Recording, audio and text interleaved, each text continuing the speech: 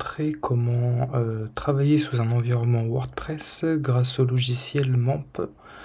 Tout ça en local, bien entendu, ça sera pas hébergé sur le web.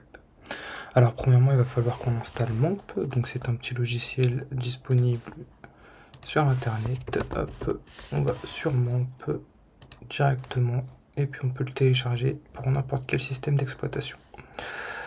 Ensuite, une fois qu'on a ce petit logiciel tout simple, ce qu'il va nous falloir, c'est juste configurer une petite chose. Donc, on va aller dans les préférences, les ports, et ensuite, par défaut, MAMP nous propose le port 8888. Alors, ce qu'on va faire, nous, c'est qu'on va juste modifier et appuyer sur ce petit bouton-là, 80, pour travailler sur ce port-là.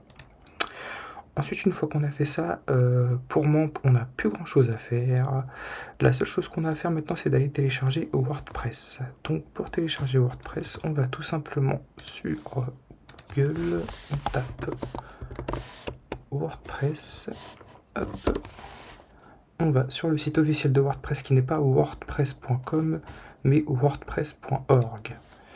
Une fois qu'on est sur le site de WordPress, on va aller tout simplement aller dans Obtenir WordPress, télécharger et installer. Donc une fois qu'on a téléchargé le petit télécharger wordpress.org, alors ça nous donne un petit zip, un petit fichier zip qu'on va dézipper et ensuite ce qu'on va avoir c'est tout simplement ceci. Alors une fois qu'on a ça, on va aller dans ce que nous propose MAMP, c'est-à-dire le document de route, donc application MAMP htdoc. Alors on y va. Hop. Ce qu'on fait en premier tout d'abord, excusez-moi, c'est de prendre tout le fichier du contenu WordPress, donc de le copier, et ensuite on va dans application MAMP htdoc. Alors ce qu'on peut faire, c'est tout simplement créer un dossier du nom de WordPress. Nous on va changer, on va créer un dossier du nom de capitaine par exemple. Hop. Une fois qu'on a ça, on va dans le dossier, on colle tout ce qu'on avait dans le contenu du fichier WordPress. Alors on attend, ça prend un petit peu de temps.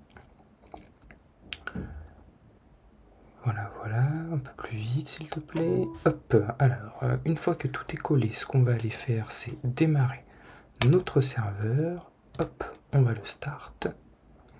On attend qu'il démarre. Voilà. Et ensuite, ce qu'on va faire, c'est aller sur notre navigateur, taper localhost /php myadmin. Voilà. Et ce qu'on va faire dans PHP myadmin, une fois qu'on a accès dedans, c'est créer la base de données pour WordPress. Donc on va dans le petit onglet base de données, hop, la nommer WordPress, hop, et cliquer sur créer. Alors une fois qu'on l'a créé, on va cliquer sur WordPress, aller dans le petit onglet privilèges, créer un utilisateur, et ce qu'on va faire, c'est qu'on va le nommer tout simplement Momo par exemple.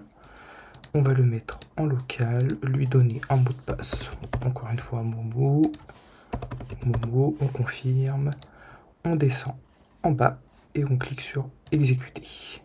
Hop, là apparemment il me dit que le mot de passe, oui ça on sait qu'il n'est pas très protégé. Une fois qu'on a fini ça, alors on va aller taper dans la barre de recherche localhost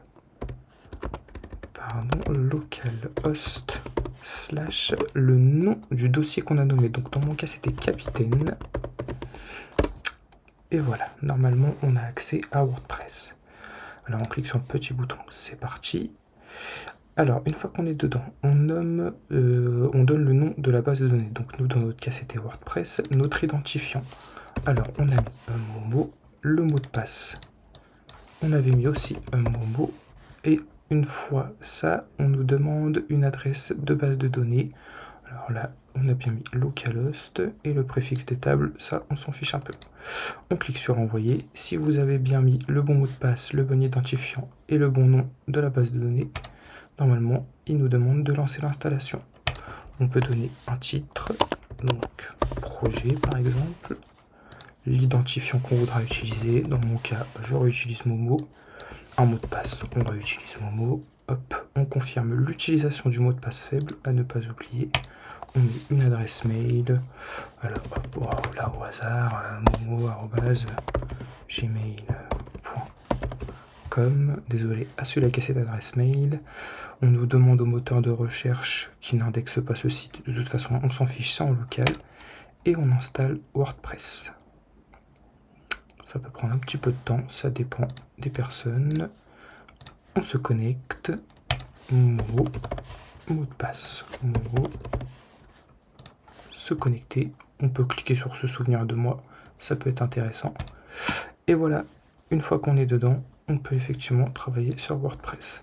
Alors, généralement, quand on va y retourner, ce qu'il va nous faire, c'est que on va aller dans le localhost /capitaine. Hop, ce qu'il va nous faire, c'est qu'il va nous connecter directement dedans.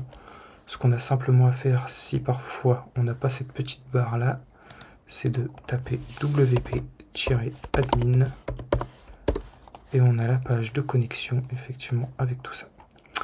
Voilà, en tout cas, merci d'avoir visionné la vidéo. À une prochaine fois.